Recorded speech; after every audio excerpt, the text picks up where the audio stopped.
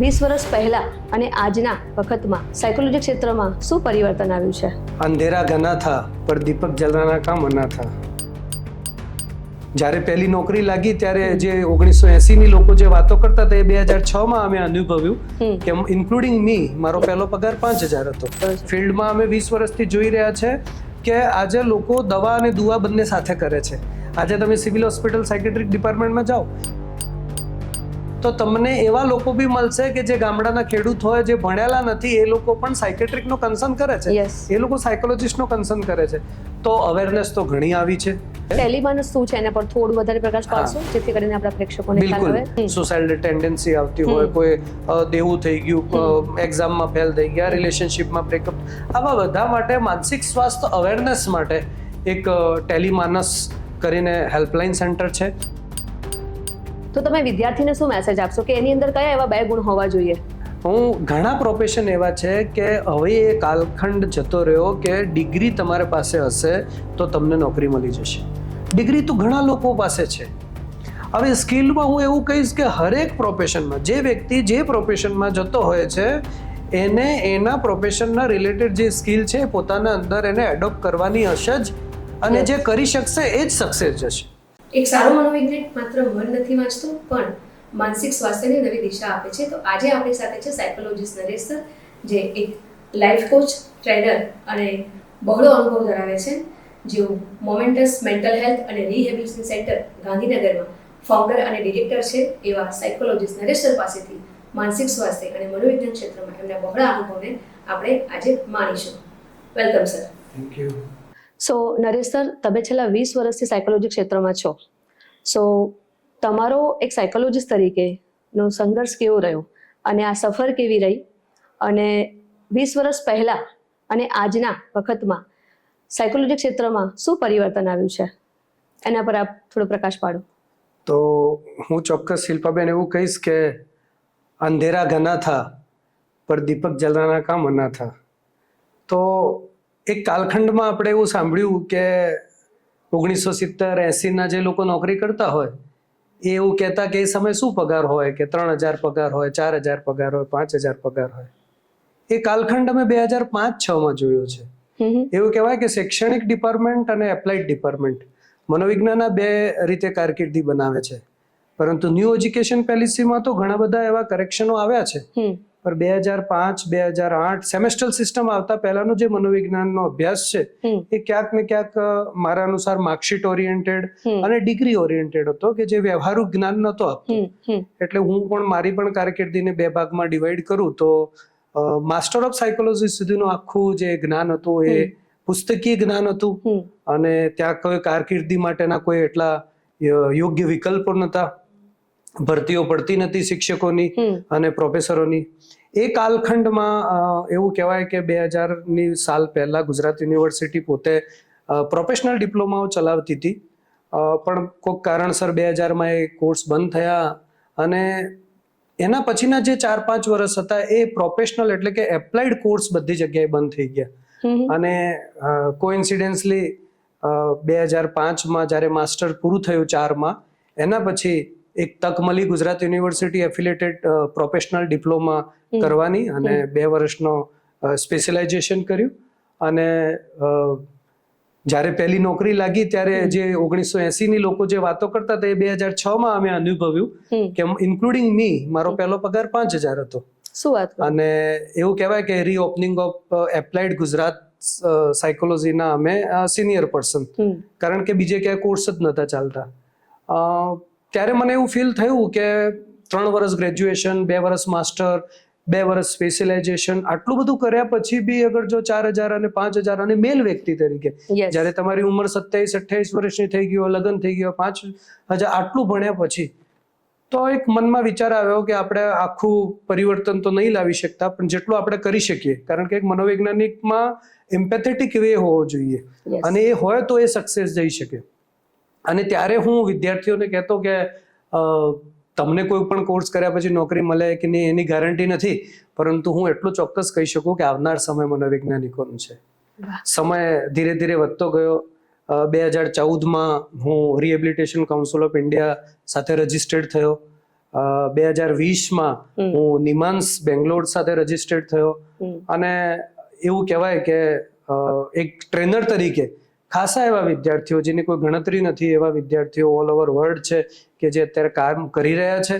અને એવું કહીશ કે આ મારી ઉપલબ્ધિ નહીં પણ મારા વિષયની આ ક્ષેત્રની ઉપલબ્ધિ છે કે કાલખંડ આખો પરિવર્તિત થયો છે. 2025 આવતા તમે આજે એક એવા વ્યક્તિ સાથે બેઠા છો કે જે કોર્પોરેટ લેવલે ગુજરાતની પહેલી પ્રાઇવેટ લિમિટેડ કંપનીનો હું ડાયરેક્ટર છું છેલ્લા 8 મહિનાથી. તો આ મારી ફિલ્ડનું એચિવમેન્ટ છે, મારા સબ્જેક્ટનું એચિવમેન્ટ છે કે લોકો આવે છે કે દવાઓ હવે નથી લેવી. એટલા પહેલા સર કોઈ કરી શકતા હો તો કરો. એવા લોકો આવે છે કે જે દવાઓ લઈ રહ્યા છે અને કાઉન્સિલિંગ સાયકોથેરાપી કરાવી રહ્યા છે. તો ઘણો પરિવર્તન આવ્યો છે. આજે પણ હું એ જ કહું છું કે આવનાર સમય જે વિદ્યાર્થીઓ આવી રહ્યા છે આ ફિલ્ડમાં ગ્રેજ્યુએશન કરી રહ્યા છે, પોસ્ટ ગ્રેજ્યુએશન કરી રહ્યા છે, કાલખંડ ચેન્જ થઈ ગયો. ન્યૂ એજ્યુકેશન પોલિસીમાં આખો ક્રાઇટેરિયા ચેન્જ થઈ ગયો કે જેમ MBBS પછી 2 વર્ષ MD કરતા હતા એ રીતે મારા સબ્જેક્ટમાં બી હવે 4 યર બેચલર અને 2 યર માસ્ટર કરશો એટલે સીધું લાયસન્સ મળશે તમને. સમય એ આવી ગયો છે અને ભૌતિકતાવાદ યુગમાં આવનાર સમય સલાહકારોનો, મનોવૈજ્ઞાનિકોનો છે. એમાં કોઈ શક મને પહેલા પણ નહોતો અને હાલ પણ નથી. હા, હરેક ક્ષેત્ર જ્યારે કોઈ સબ્જેક્ટ ડેવલપ થતું હોય તો એના અંદર સંઘર્ષ તો હોય જ છે અને સંઘર્ષ એ સફળતામાં ચોક્કસ કન્વર્ટ થાય છે. તમારી આ વાત પરથી મને થયું કે તમે કેટલી ધીરજ રાખી હશે એ વખતે સર કે જ્યારે તમે કમાનાર મેન વ્યક્તિ ઘરના અને એમાં પણ તમે કીધું એમ કે 4-5 હજાર, તો એ ધીરજ જે તમારી છે એ ધીરજ અને ધગસ અને મહેનત તો આજે તમે અહીંયા પહોંચ્યા છો. તો આજના જે વિદ્યાર્થીઓ છે આ વિદ્યાર્થીઓને ખાસ તમારા થ્રુ મેસેજ મળશે કે ક્યાંક તમને આજે પણ એવું ડાઉટ થાય છે કે માસ્ટર કર્યા પછી જોબ નથી મળતી, તો ચોક્કસ એવું કહીશ કે નરેશ સરની ધીરજને કદાચ સાંભળજો તો તમને ક્યાંક એવો આવશે, આત્મવિશ્વાસ વધશે. અને બીજું સર તમે વાત કરી કે માનસિક સ્વાસ્થ્ય આપણને ખ્યાલ છે ખાલી ભારતમાં કે ગુજરાતમાં નહીં, ઓવરઓલ વર્લ્ડમાં માનસિક સ્વાસ્થ્યને લઈને જે અવેરનેસ પહેલા હતી અને અત્યારે હતી એમાં શું ફરક આવ્યો છે? બહુ સરસ. અત્યારે પણ ઘણા બધા લોકો એવા મળે છે જે હાઈ એજ્યુકેટેડ છે, ભણેલા છે, સારી સારી પોસ્ટો ઉપર છે, ફિલ્ડના બી છે. આવીને એવું કહે છે કે હજુ અવેરનેસ ઓછી છે, લોકોની જાગૃતતા ઓછી છે, આ છે. એનું કોઈ પ્રમાણ, આપણે જાગૃતતાનું કોઈ પ્રમાણ એવું નથી. આ એક અવિરત ચાલતી પ્રક્રિયા છે. આપણે ક્યારે એવું નહીં કહી શકીએ કે 100% જાગૃતતા આવી ગઈ, બરાબર? પણ સિનિયરો આખો ચેન્જ થયો છે. હવે આપણે એવું નથી કહી શકતા કે બિલકુલ જાગૃતતા નથી. આજે બી લોકો દોરા ધાગા ભુવાઓ પાસે જાય છે. એવું સિનેરિયો ચેન્જ થયો છે ફિલ્ડમાં. અમે 20 વર્ષથી જોઈ રહ્યા છે કે આજે લોકો દવા અને દુવા બંને સાથે કરે છે. આજે તમે સિવિલ હોસ્પિટલ સાયકેટ્રિક ડિપાર્ટમેન્ટમાં જાઓ, બીજા બધા સાયકેટ્રિક પાસે જાઓ તમે, તો તમને એવા લોકો બી મળશે કે જે ગામડાના ખેડૂત હોય, જે ભણેલા નથી, એ લોકો પણ સાયકેટ્રિકનો કન્સર્ન કરે છે, એ લોકો સાયકોલોજીસ્ટનો કન્સર્ન કરે છે. તો અવેરનેસ તો ઘણી આવી છે. એવું કહેવાય કે સોશિયલ મીડિયાનો દુરુપયોગ પણ છે પણ ઉપયોગ બી છે. તો એવું કહેવાય કે સોશિયલ મીડિયાએ લોકોને બહુ અવેર કર્યા છે. અને શિલ્પાબેન, જ્યારે માણસ પીડાય છે ને, અને ખાસ કરીને ડિસઓર્ડર અને ડિસેબિલિટી માનસિક રોગમાં, ત્યારે એને ગમે તેમ કરીને રાહત મેળવવી હોય. અને વ્યક્તિ અત્યારે એટલો તો લિટરેટ થયો છે કે હવે એ શરમના લીધે પોતાનું નુકસાન ના કરે. અને એટલે એ ચોક્કસ એટલી અવેરનેસ આવી છે, ચાહે એ પોતાના થ્રુ આવી છે, મિત્રોના થ્રુ આવી છે, પણ લોકો હવે સંપર્ક કરે છે. એક કાલખંડ એવો હતો કે મારા એક સાયકેટ્રિક ગુરુને, જે પાછળથી મિત્ર પણ બન્યા, અને એમને અમે પૂછ્યું કે સાહેબ કેમ, એમણે મને પૂછ્યું કે કેમ તમે આ પ્રોફેશનલ ડિપ્લોમા એ કાલખંડમાં, 20 વર્ષ પહેલાની વાત છે, તો કેમ આ ડિપ્લોમા કરો છો? તો મેં કીધું સાહેબ તમે કેમ સાયકેટ્રીમાં આગળ વધ્યા? તો એમણે બહુ સરસ કીધું હતું કે નરેશ, MBBS પછી કોઈ પણ બ્રાન્ચમાં એડમિશન નતા મળતા એટલે સાયકેટ્રિકમાં લઈ લીધું હતું. એ કાલખંડ રજિસ્ટર્ડ સાયકેટ્રિક માટે પણ બહુ સંઘર્ષવાળો હતો. આજે સાયકેટ્રિક પાસે એવી સિચ્યુએશન છે શિલ્પાબેન, તમે જાણીને આશ્ચર્ય થશે કે ફિઝિશિયન કરતા વધારે ક્લાયન્ટ છે, વેઇટિંગમાં બેસી રહે છે, જે પ્રોપર પ્રેક્ટિશિયન સાયકેટ્રિક છે. હા, હવે ફિલ્ડના નિષ્ણાંત તરીકે અમારા બધાની જવાબદારી એ વધી જાય છે કે આમાં એક્સપર્ટાઇઝેશન અને રિઝલ્ટ ઓરિએન્ટેડ, કારણ કે અલ્ટિમેટલી પેશન્ટ સાથે આપણે રિસર્ચ તો કરી નથી શકતા. એટલે હવે એ ચેલેન્જ છે કે પ્રોપર ડાયગ્નોસિસ અને પ્રોપર ટ્રીટમેન્ટ. તો બહુ સરસ અવેરનેસ આવી છે. હજુ બી બધા લોકો ગવર્મેન્ટ પ્રયાસ કરી રહ્યા છે. આખું આયુષ મંત્રાલય બન્યું છે, મેન્ટલ હેલ્થની હેલ્પલાઇનો બની છે. નવી સરકારોમાં અત્યારે તમે માનસ, ટેલિમાનસ, ગાંધીનગરમાં અત્યારે આપણે જોવો 181, 108, અભયમ, જીવન આસ્થા હેલ્પલાઇન સેન્ટરો, અને આ ટેલિમાનસ તો પૂરા ભારતમાં એક બહુ મોટો ક્રાંતિકારી એક ઇનિશિયેટ છે. ટેલિમાનસ શું છે એના પર થોડું વધારે પ્રકાશ પાડશો જેથી કરીને આપણા પ્રેક્ષકોને ખ્યાલ આવે?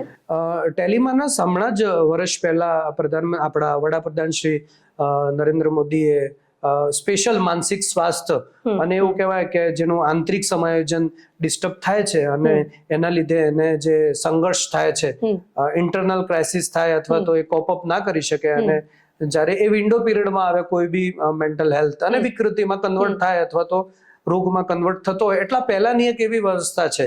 સુસાઇડલ ટેન્ડન્સી આવતી હોય, કોઈ દેવું થઈ ગયું, એક્ઝામમાં ફેલ થઈ ગયા, રિલેશનશિપમાં બ્રેકઅપ, આવા બધા માટે માનસિક સ્વાસ્થ્ય અવેરનેસ માટે એક ટેલિમાનસ કરીને હેલ્પલાઇન સેન્ટર છે, જે દિલ્હી દરવાજા મેન્ટલ હોસ્પિટલ થી લઈને બાકી બધા જ સિવિલ હોસ્પિટલો અને બધી જગ્યાએ આ હેલ્પલાઇન સેન્ટરો અત્યારે વર્કઆઉટ છે. ત્યાં ભરતીઓ પડે છે.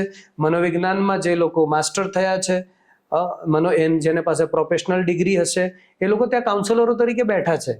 અને જ્યારે પણ કોઈ બી વ્યક્તિ કોલ કરે છે ત્યારે એને એ બહુ શાંતિથી સાંભળે છે, જે એને શીખવાડ્યું છે સ્કિલ પ્રમાણે, ધીરજ સાથે અને પરાનુભૂતિના ભાવ સાથે એમને એ મદદ કરે છે. બસ એ જ એઝ ઇટ ઇઝ જીવન આસ્થા હેલ્પલાઇન સેન્ટર બી આપણે નામ સાંભળ્યું હશે. આજે આપણે રેલવેની ટિકિટ પણ લઈએ છીએ તો એના પાછળ બી જીવન આસ્થા હેલ્પલાઇન સેન્ટરનો નંબર આવે છે. તો એ પણ એક એ જ તરહની હેલ્પલાઇન સેન્ટર છે. તો સરકાર બી ઇનિશિયેટ લઈ રહી છે. અને બીજી બાજુ કે આજે જેટલા ક્લિનિકો ફિઝિશિયનનો અને બાકી એક્સપર્ટોના છે, એટલા જ ક્લિનિકો સાયકેટ્રિક અને સાયકોલોજિસ્ટોના છે. તમે બદલાવની સરસ વાત કરી, અને એ બદલાવ હું પણ જોઈ રહી છું કે પહેલા એવું હતું કે ક્લિનિક અથવા કાઉન્સેલિંગ સેન્ટર એવું લાગે તમને કે એક દવાખાના જેવું ફીલ થાય, જ્યારે આજે તમને એવું થાય કે ઓકે કોઈ કેફે જેવું, જેમ કે મેં તમારું મોમેન્ટસ જોયું છે, તો તમને એવું ફીલ ના થાય કે તમે કે કાઉન્સેલિંગ પાસે જઈ રહ્યા છો, તમને એવું થાય કે હું વાતચીત કરવા જઈ રહ્યા છું. તો સાયકોલોજીસ્ટ પણ બદલાયા છે, હળવાશથી તમે એમને વાત કરી શકો એ મોકળાશ કે તમારા જેવા સાયકોલોજીસ્ટે સમાજને આપી છે. જી શિલ્પાબેન, એવું કહી શકાય કે ભરી ભીડમાં વ્યક્તિ એકલો છે. વિશ્વાસ, જે ટ્રસ્ટ, જે એક કુટુંબ વ્યવસ્થા હતી ભારતની, સંયુક્ત કુટુંબો હતા, અને એવું કહેવાય કે સાયન્ટિફિક કાઉન્સેલર કે સાયકોલોજીસ્ટ નહીં, પરંતુ ભારતીય સમાજમાં હરેક વ્યક્તિ પાસે એક મોટિવેશનલ સ્પીકર હતો, એક મેન્ટર હતો, એક સપોર્ટર હતો, એક સલાહકાર હતો. જેમ કે એક છોકરી માટે એવું કહેવાય કે એ કોને કહે, તો પોતાની માસીને કહે, પોતાની કાકીને કહે, પોતાને માના નહીં કહી શકે તો એના પાસે સપોર્ટર સિસ્ટમ હતો. એક છોકરા માટે એના કાકા એટલે એના અંકલ એટલે બે એના મામા, સ્કૂલમાં જાઓ એટલે તમે મિત્રો. આજના માનવીને એવી સિચ્યુએશન છે કે કોઈ વ્યક્તિ ઉપર ટ્રસ્ટ નથી મૂકી શકતું. તમે ક્યાં પોતાની જાતને ખુલીને કહી શકો, તમારા હૃદયની વાત કોઈને કહી શકો એવું કોઈ એક વ્યક્તિ ક્યાં મળે, એ પ્રશ્ન છે. અને એ સમય એક એવો પ્રોફેશનલ વ્યક્તિ કે જે એ રીતનું સાયુજ્યની સ્થાપના કરે કે સામેવાળા વ્યક્તિને એટલો ટ્રસ્ટ આવે કે આ જ વ્યક્તિ હશે. અને ઘણી વાર હું જોઉં છું કે ક્લાયન્ટ તમારી પાસે આવીને ખાલી થાય છે.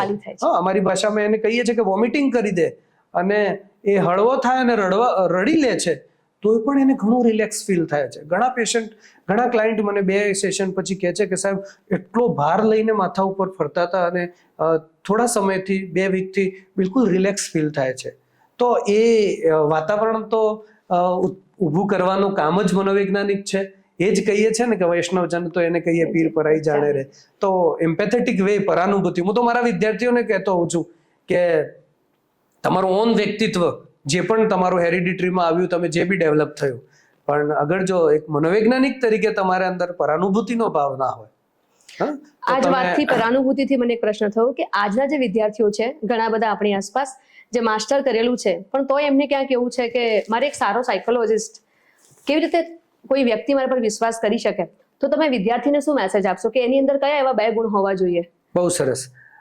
ઘણા પ્રોફેશન એવા છે કે હવે એ કાલખંડ જતો રહ્યો કે ડિગ્રી તમારી પાસે હશે તો તમને નોકરી મળી જશે.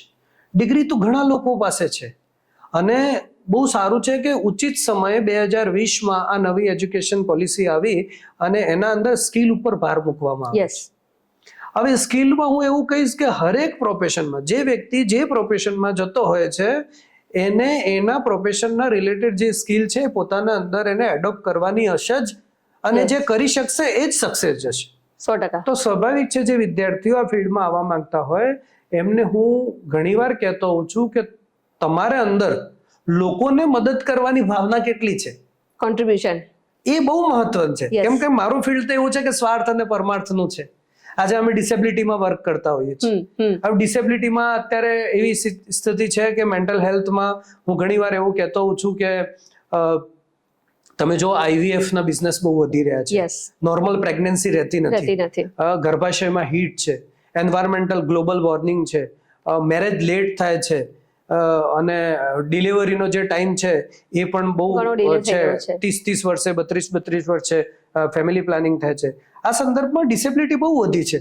તો ડિસેબિલિટીના જ્યારે અમે ડિસેબિલિટી સેન્ટરોમાં, મારે પોતાનું મોમેન્ટસમાં પણ ડિસેબિલિટી સેન્ટર છે, તો બાળકો જ્યારે થેરાપીમાં આવતા હોય તો હું મારા થેરાપિસ્ટને ખાલી એટલો જ કહેતો હોઉં છું. હું જ્યારે રાઉન્ડમાં નીકળતો હોઉં અને હાલાકી મારા વિદ્યાર્થીઓ, મારા દ્વારા ટ્રેન થયેલા વિદ્યાર્થીઓના અંદર તો કૂટીને પરાનુભૂતિ હોય છે, ઘણા બધા સેન્ટરો ચલાવે છે, પણ છતાં બી એ કોઈ કારણસર મોબાઈલમાં હોય યા કોઈ બે જણા વાત કરતા હોય તો હું એમને કટાક્ષમાં એટલું જ કહું છું કે એકવાર જે બાર મમ્મીઓ બેઠી છે એમને જઈને ખાલી જોઈ આવો અને મળી આવો. યસ, તો એ ફીલ અગર જો સેન્ટરનો પોતે હેડ Yes. અથવા તો મનોવિજ્ઞાનમાં કામ કરતો વ્યક્તિ પોતે પરાનુભૂતિ છે શું છે. કે હું ફીલ કરી શકું છું તમારી સમસ્યાને, હું સમજી શકું છું, યસ, અને એ જ જોઈએ છે વર્તમાન માનવીને. ચોક્કસ. કારણ કે મેં ફરી કીધું એમ કે એ ભરી ભીડમાં એકલો છે, એકલો છે. અને એટલે વિદ્યાર્થીઓને હું કહું છું કે સ્કિલ ડેવલપ કરો, તમે પરાનુભૂતિની સ્કિલ ડેવલપ કરો. એ અલાવા ગુડ લિસનર, કોઈને સાંભળવા તૈયાર નથી. એક્ઝેક્ટલી. હે? આજે એવું કહેવાય કે અગર જો બે વ્યક્તિ વાતચીત કરતા હોય તો એક વ્યક્તિ પેલાને ચૂપ કરાવીને વચ્ચે ઇન્ટરપ્રિટેટ કરી લે છે. તો હું ફરી ટ્રેનિંગમાં ઘણીવાર કહું છું કે પોતાને જાતને મિરરમાં, અમારા વિદ્યાર્થીઓનો પ્રશ્ન છે એટલે વિદ્યાર્થીઓને ખાસ કહેતો હોઉં છું યસ. કે પોતાની જાતને મિરરમાં જોવો કે મોઢા ઉપર કાન બે છે અને મોઢું એક છે. વાહ ભાઈ. હે? અને તો એનો મિનિંગ કુદરતે એવું આપ્યો છે કે જેટલું તમે સાંભળો ને એનું અડધું બોલો. 2 વાર સાંભળો ને પછી. હા, અને માનસિક સ્વાસ્થ્યમાં તો હું બધાને આ સલાહ આપું છું. ખાસ કરીને રિલેશનશિપમાં ભાઈ બધા કપલોને હું સલાહ આપતો હોઉં છું કે અગર જો આ રૂલ્સ તમે, મારું આ સજેશન તમે સ્વીકારી લીધું કે જેટલું તમે સાંભળો એનું અડધું બોલો, હું ડેમ શ્યોર છું કે તમારા જીવનની 70% રિલેશનશિપની પ્રોબ્લેમો દૂર થઈ જશે. તમે રિલેશનશિપની વાત કરી અને IVF ની વાત કરી એટલે માતા પિતા માટે કે આજના જે માતા પિતા છે એ માતા પિતા બન્યા પછી એમનું જીવન ક્યાંક બદલાઈ જાય છે, ક્યાંક એમની આઈડેન્ટિટી એમને શોધવી પડે છે. સો એના માટે શું ધ્યાન રાખે માતા પિતા તરીકે? બહુ સરસ, તમે બહુ સારી રીતે આ પ્રશ્નને મઢવાનો પ્રયત્ન કર્યો. માતા પિતા બનવું એ અત્યારેના જે જનરેશન છે એના માટે એક ચેલેન્જિંગ છે. મેં હમણાં એક રિસર્ચ જોઈ કે આવનાર એક કાલખંડ આવવાનો છે કે 35 to 40% છોકરીઓ, યંગ છોકરીઓ કોર્પોરેટ લેવલમાં મેરેજ જ નથી કરવાના. શું વાત કરું છું સર? અત્યારે કોન્સેપ્ટ આવી રહ્યો છે કે મારી પાસે ઘણા કપલો, 2-3 કપલો એવા આવ્યા અને મેં સાંભળ્યું બી મારા જે ફ્રેન્ડ્સ છે એમના પણ પ્રેક્ટિસમાં કે લોકો લવ મેરેજ કરે પણ મેરેજ પહેલા એક શર્ત મૂકે છે કે બાળક નથી લાવવું. તો આ તો એક અલગ સિનેરિયો છે. અને છતાં બી આપણે ભારતીય લોકો છે, ભારતીય સમાજમાં રહીએ છીએ, પરિવારમાં રહીએ, કુટુંબમાં રહીએ, તો ક્યાંક ને ક્યાંક સોશિયલ પ્રેશર આવે છે, સંસ્કારો આવે છે, અને એટલે ક્યાંક ને ક્યાંક એ જદ્દોજહદમાં ક્યાંક ફેમિલી પ્લાનિંગનો લોકો વિચારે અને બાળક લઈ આવે છે. બાય ચોઇસ નહીં, બાય ચાન્સ આવી જાય છે. બાય ચોઇસ નહીં પણ બાય ચાન્સ આવી જાય છે. હવે ત્યારે અગર જો બાય ચાન્સ આવી જાય છે તો હું ઘણીવાર એ બી કહેતો હોઉં છું કે મા બાપ બનવું એટલે ઘણું બધું સેક્રિફાઈસ કરવું પડે છે. અને મને ક્યારેક જ્યારે ડિસેબિલિટી અને જે બિહેવિયર ઇશ્યુઝ, ખાસ કરીને કોવિડ પછી જે અને સોશિયલ મીડિયાના લીધે જે ઇશ્યુઝ આવી રહ્યા છે પેરેન્ટિંગમાં ખાસ કરીને, તો મને ઘણીવાર ગુસ્સો આવે છે. હું ઘણા વાલીઓને મારે કહેવું પડે છે કે ભાઈ બાળકે એપ્લિકેશન નથી લખી યસ કે તમારા લગ્ન જીવનના 2 વર્ષ થઈ ગયા છે તો તમારા જીવનમાં આવું છે. તો તમે અગર જો બાળક લાવવા માંગો છો તો ત્યારે પેલું ચાઇલ્ડ ડેવલપમેન્ટની થિયરી એવું કહે છે કે સાયન્સ એવું કહે છે કન્સ્યુનેશન થી બાળ વિકાસની શરૂઆત થાય. Yes. પણ અમે તો એવું કહેતા હોઈએ છીએ કે બે વ્યક્તિઓ મળીને વિચાર કરે કે આપણા જીવનમાં બાળક લાવવું છે એ દિવસથી બાળ વિકાસની શરૂઆત થાય છે. એક્ઝેક્ટલી. અને પ્રેગ્નન્સી ખાલી માના ગર્ભમાં નથી રહેતી. પ્રેગ્નન્સી ખાલી સ્ત્રીના ગર્ભમાં નથી રહેતી. પ્રેગ્નન્સી બે જગ્યાએ રહે છે કે સ્ત્રીના ગર્ભ અને પુરુષના બ્રેનમાં. હવે આ બે જગ્યાએ અગર ગર્ભનું જે વિકાસ છે એ અગર પ્રોપર થાય તો પછી ક્યાં પેરેન્ટિંગમાં તકલીફ નથી આવતી, ક્યાંય કશું કોઈ સેક્રિફાઈસ. એવું કહેવાય કે જે છોકરી લગ્ન પહેલા પોતાની બેડશીટ ઉપર જે સલવટ નથી પડવા દેતી અને થોડી ગંદી થઈ જાય તો મમ્મી ઉપર ગુસ્સો કરતી હતી, એ કાલખંડમાં જયારે માં બને છે ત્યારે જયારે છોકરો નાનો પથારી ભેની કરે છે તો ઊંઘ ના બગડે કરીને પોતે ભીને સુઈ જાય અને એ બાળકને સુકે સુડ, એ માં શબ્દ છે, એ માં છે, એ શિફ્ટ છે પેલો ગર્ભથી લઈને માં બનવા સુધીની પ્રક્રિયા. આટલો મોટો પરિવર્તન થાય છે, સ્વીકારે પણ છે. પણ તમે આ વાત કરી એટલે એમાંથી થયું કે તો જો પ્રેગ્નન્સી પુરુષના બ્રેન અને સ્ત્રીના ગર્ભથી છે તો આજકાલ જોઈ રહ્યું છું મારી આસપાસ ઘણી બધી સ્ત્રીઓ છે કે પોસ્ટપાર્ટમ ડિપ્રેશન વધી રહ્યા છે અને એ કેવી રીતે આપણે એને ક્યાંક અટકાવી શકીએ અથવા શું મદદ થઈ શકે અને શું કારણ છે આ પોસ્ટપાર્ટમ ડિપ્રેશનનું? બહુ સરસ. મેં જેમ કીધું એમ કે પ્રેગ્નન્સી રહેવી એક પહેલો ટાસ્ક છે. હવે એ બાળક પ્રી પ્લાનિંગ છે, બાળક લાવવું તું, કારણ કે હવે તો બે કપલ જોબ કરતા હોય, બંનેનું કરિયર હોય અને એક કાલખંડ અત્યારે એક બહુ મોટો ટાસ્ક છે સમાજ માટે બી અને સાયકોલોજીસ્ટ અને કાઉન્સેલરો માટે કે એક વર્કિંગ વુમન છે અને અગર એનું એજ્યુકેશન પૂરું કર્યું, માંડ જોબ લાગી અને તરત એને જોબ કરવી પડે છે અને જોબ કરે અને 2 વર્ષ થયા અને અગર જો એનો 40,000 પગાર છે, 50,000 પગાર છે અને પછી એની પ્રેગ્નન્સી રહે છે, તો એ પ્રેગ્નન્સીને મેન્ટલી કેટલી એક્સેપ્ટ કરે છે એ દિવસે. તમે પોસ્ટપાર્ટમ ડિપ્રેશનની વાત કરો છો, બરાબર? તો હું તો એ કહું છું કે એની શરૂઆત ક્યાંક એના બીજ પ્લાનિંગ થી તો નથી રોપાતા, કારણ કે ફરી વાત એ જ આવે છે કે ઘણું બધું સેક્રિફાઈસ કરીને તમે એક સર્જન કરી રહ્યા છો અને એ સમયે તમે એને ઉત્સવના રૂપમાં લો છો તો ડિપ્રેશન નથી આવતું. પણ અત્યારની જનરેશનને શું થાય છે, ઘણું બધું સેક્રિફાઈસ કરવું પડે. આ નહીં ખાવાનું, આ નહીં ખાવાનું, આ નહીં કરવાનું, પેલું નહીં કરવાનું. થોડા સમય થાય એટલે ડોક્ટર એવું કહી દે કે ભાઈ હવે તમારે પ્રીમેચ્યોર છે તો થોડું તમારે બહાર નહીં જવાનું. બધું જ છોડી દેવું પડે છે. અને ડિલિવરી પછી તમે આપણો એક કાલખંડ તમે આપણા મા બાપને પૂછ્યું હશે, જૂના સમયમાં 6 મહિના સુધી સ્ત્રી ઘરના બહાર ના નીકળે. અને તમે જુઓ કે એ સ્ત્રીની મમ્મી અને એની સાસુ મેક્સિમમ એના જે 75 to 80% વર્ક હતા એ બધું જ, ઇવન બેબીને સાચવવાનું તકાત કામ એ 2 સિનિયર વ્યક્તિઓ કરતા. તો સૌથી મોટો આરામ જો ક્યારે કોઈ મળે તો ડિલિવરીનો સમય, જો એને માણી શકતા હોય તો. અને પ્રેશરથી ખવડાવતા. મેં કાલખંડ જોયો છે કે રોતા લોકો તો એને આજે તમે ના કરી શકો, નહીં કરી શકો, આજે તમે ના કરી શકો અને વ્યક્તિ સમજે છે તો એ પોતે પણ નથી કરી શકતો. અને એટલે નોટ ઓનલી પોસ્ટ, પ્રી, અત્યારે પ્રી નો કોન્સેપ્ટ આવી ગયો છે કે જે પ્રેગ્નન્સી રહી જાય 4-5 મહિના 6 મહિના સુધી તો નહીં પણ 7મા મહિના પછી જયારે ડ્યુ ડેટ નજીક આવે છે ત્યારે એક વિચાર આવવા માંડે કે શું થશે, નોર્મલ ડિલિવરી થશે કે નહીં થશે, નોર્મલ નહીં થાય તો સીઝર થશે. તમે મેક્સિમમ જો આના લીધે જ પછી અત્યારે નોર્મલ ડિલિવરીનો કોન્સેપ્ટ ધીરે ધીરે જતો જાય છે. અને ડોક્ટરો તો સ્વાભાવિક છે કે તમે ગભરાશો, બીપી તમારી વધી જાય છે, હસબન્ડનો પણ અગર જો ડરી જાય છે, ફેમિલી ડરી જાય છે તો ડોક્ટર તો સ્વાભાવિક છે કે બેબીને નુકસાન ના થાય એટલે એ તો બંનેના જીવ બચાવવા માટે જે બેસ્ટ હોય તે કરશે. એ સીઝર કરશે. જો માતા મક્કમ કે મજબૂત હશે તો કદાચ કે એના હાથમાં છે, નોર્મલ ડિલિવરી થઈ શકે. એના હાથમાં થઈ શકે. તો એ ક્યાંક ને ક્યાંક એ પોસ્ટના પણ બીજ ક્યાંક ને ક્યાંક ફરી એ જ કહું કે ડિલિવરી પહેલાથી ક્યાંક રોપાય છે.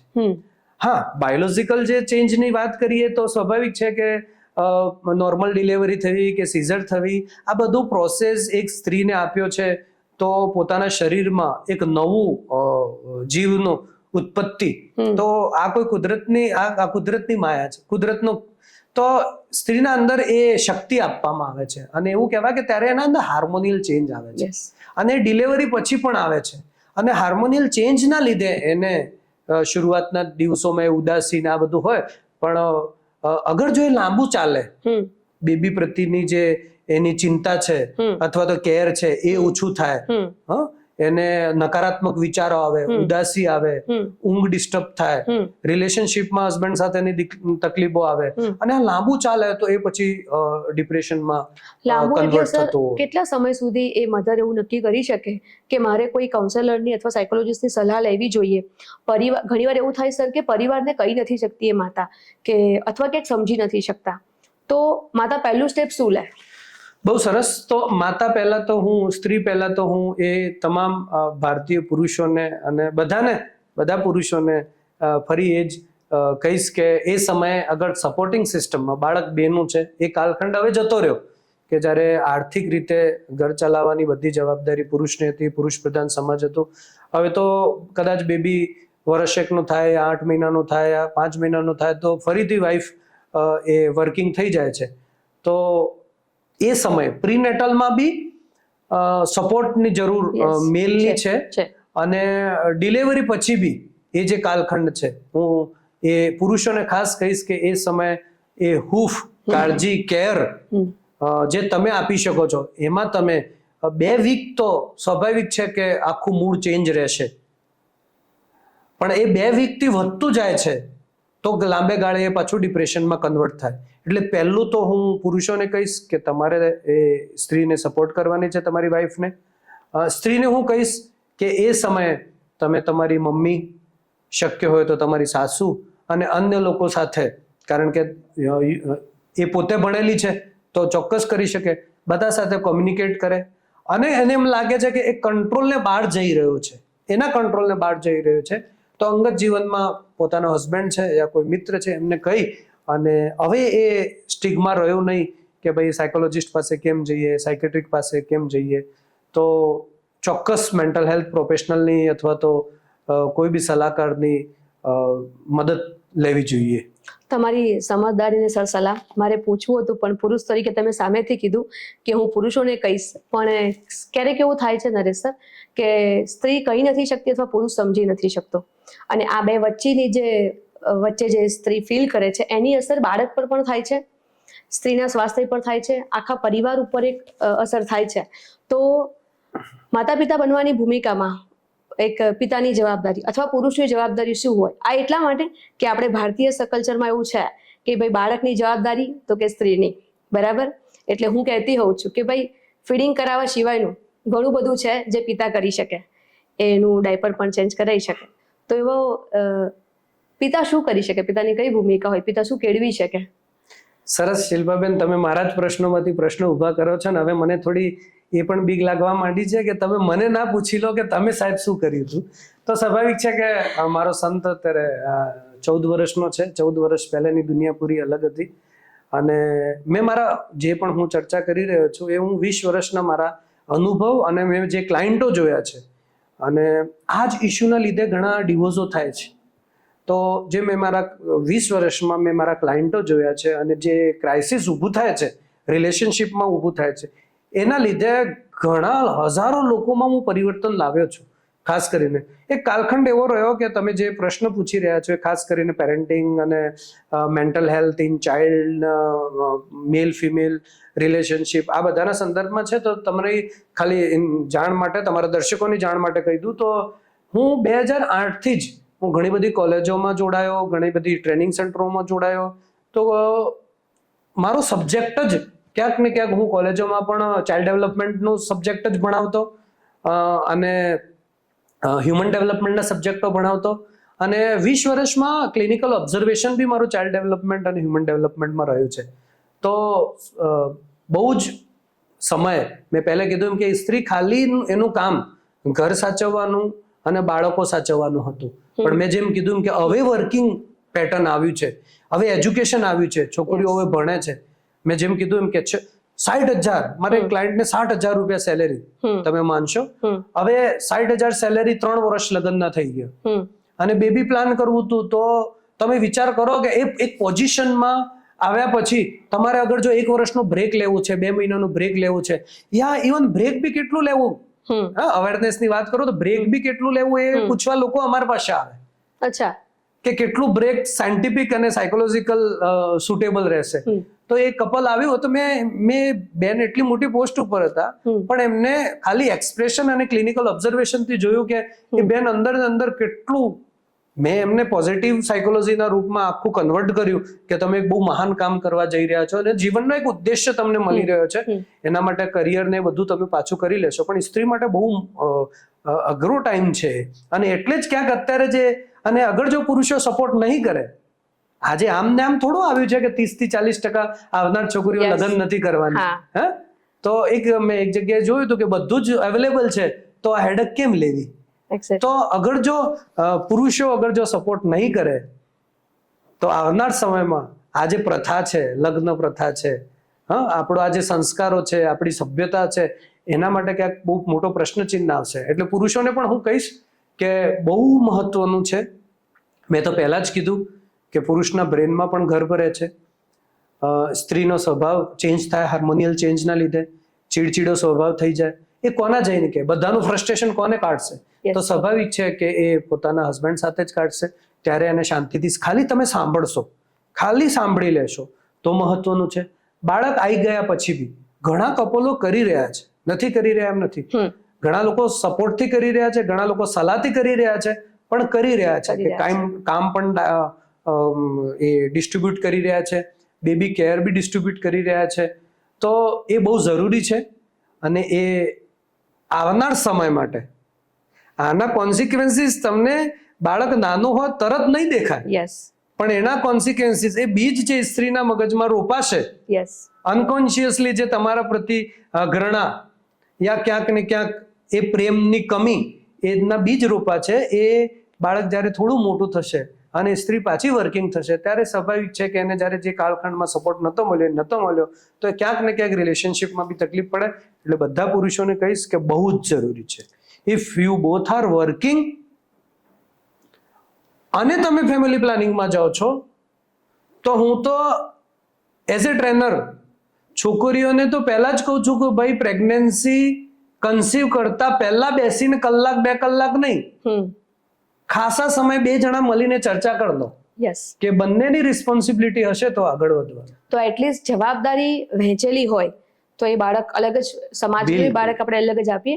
અને એટલા માટે જ આ પ્રશ્ન થયો હતો સર કે ચાઇલ્ડ ડેવલપમેન્ટમાં તમે કામ કરો છો, બાળકો માટે તમે સતત ચિંતામાં હો છો, તો જો આ પ્રકારનું વર્તન રહે તો જે આજના ટીનેજર બાળકો છે, આપણે જોઈ રહ્યા છે કે ટીનેજર બાળકોનું બદલાઈ રહ્યું છે. કદાચ તમે હમણાં કંઈક વાત કરી હતી એક કિસ્સો કે સોશિયલ મીડિયાથી લઈને બાળકો શું શીખી રહ્યા છે અને એની એક સારી અને માઠી બંને અસર જોઈ રહ્યા છે. સો ટીનેજર માટે આપણે શું કહેશો?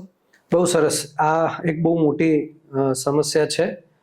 ક્યાંક ને ક્યાંક ડેવલપમેન્ટલ સ્ટાઇલના લીધે, ગ્લોબલ વોર્મિંગના લીધે અને સોશિયલ મીડિયાના લીધે, ત્વરિત સુખ પ્રાપ્તિના લીધે અને આ ટીનેજની એજ તમે માર્ક કરજો કે ક્યાંક ને ક્યાંક એક બાજુ સાયન્સ માનવીને 150 વર્ષ જીવડાવવા માટેનો પ્રયત્ન કરી રહ્યો છે અને બીજી બાજુ કોઈનો 55 કે 60મો બર્થડે હોય અને આપણે પૂછીએ કે કેટલા થયા, તો બોલે 60 થયા.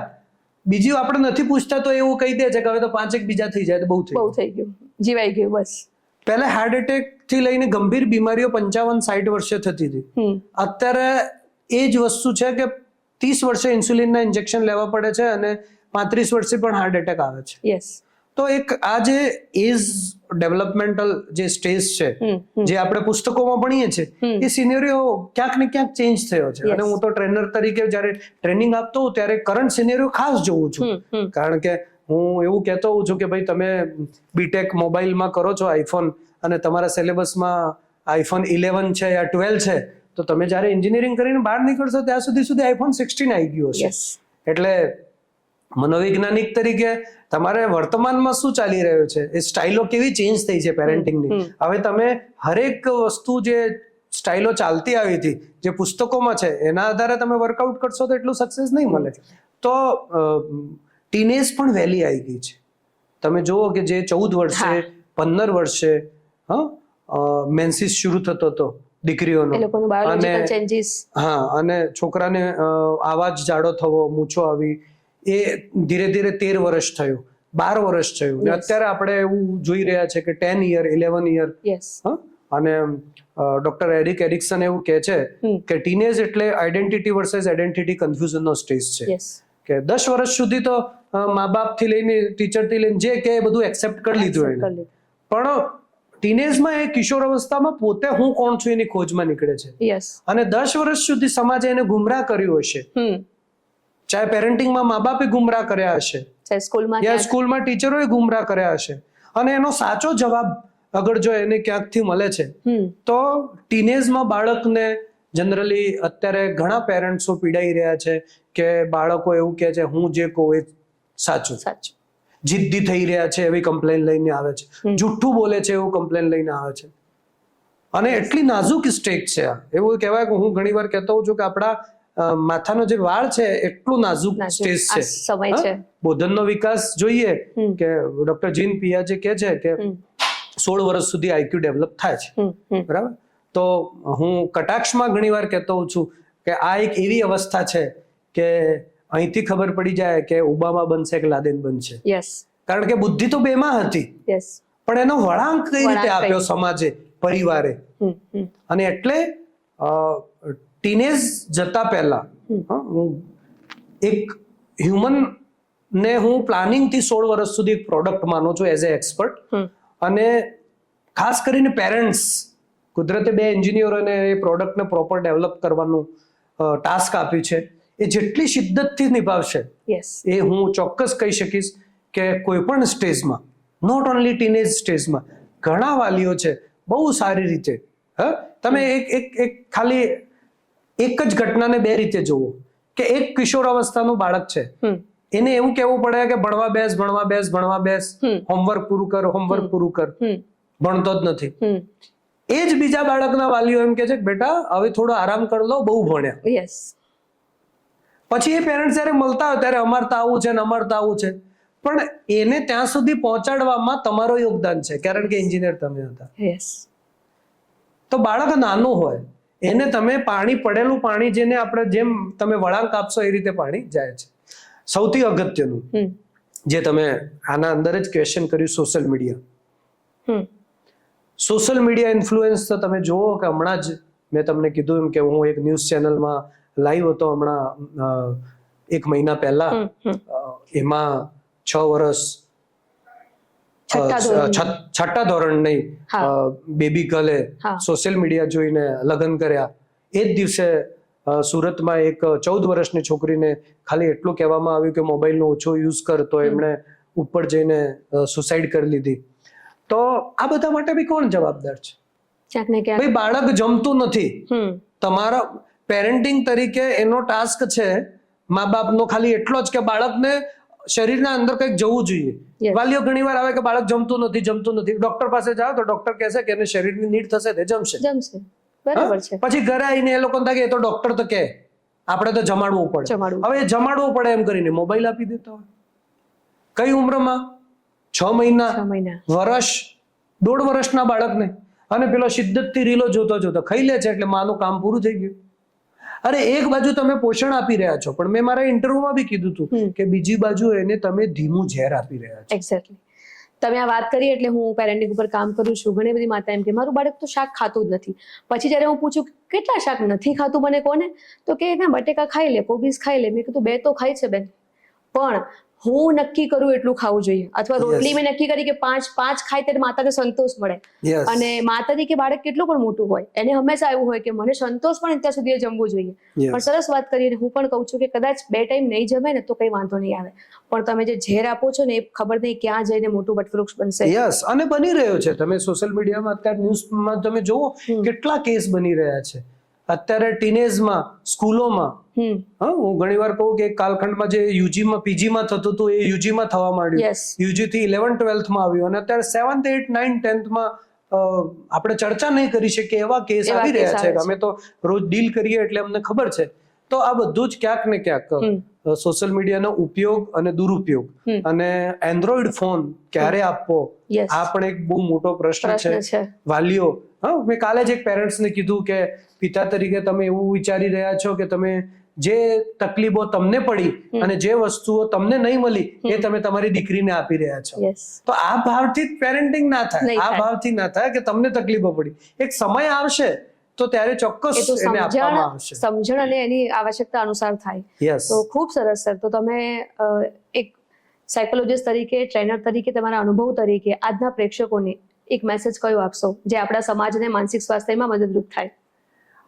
હું તો એટલું જ કહીશ કે મનોવિજ્ઞાન મારા જીવનમાં ઘણો પરિવર્તન લાવ્યું છે. આ સબ્જેક્ટ વ્યવહારુ, એપ્લાઇડ, મારું પોતાનો સબ્જેક્ટ. હું પોતે માનવી અને માનવીના મનને અને એના વ્યવહારને ચિતરવાનો સબ્જેક્ટ.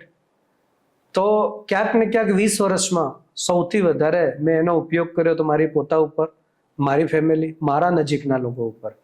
અને હું તાલીમમાં પણ એ જ કહું છું વિદ્યાર્થીઓને કે 3 લેયર ટ્રેનિંગ આપું છું. પહેલું કે અગર સબ્જેક્ટ જે લોકો મનોવિજ્ઞાન ભણ્યા છે, જે લોકો મનોવિજ્ઞાનમાં ભણી રહ્યા છે, તમારી આગવી છાપ હોવી જોઈએ તમે બધાથી હટીને છો. યસ, શું તમે તમારા ઉપર એનો સબ્જેક્ટનો તમે ઉપયોગ કરી શકો છો, તમારા જીવનમાં કરી શકો છો? That's important. સેકન્ડ, તમારા સરાઉન્ડિંગ લોકો. અને થર્ડ, સમાજ માટે. તો આ તો વિદ્યાર્થીઓ માટે હતું કે જે મનોવિજ્ઞાનના ક્ષેત્રમાં છે.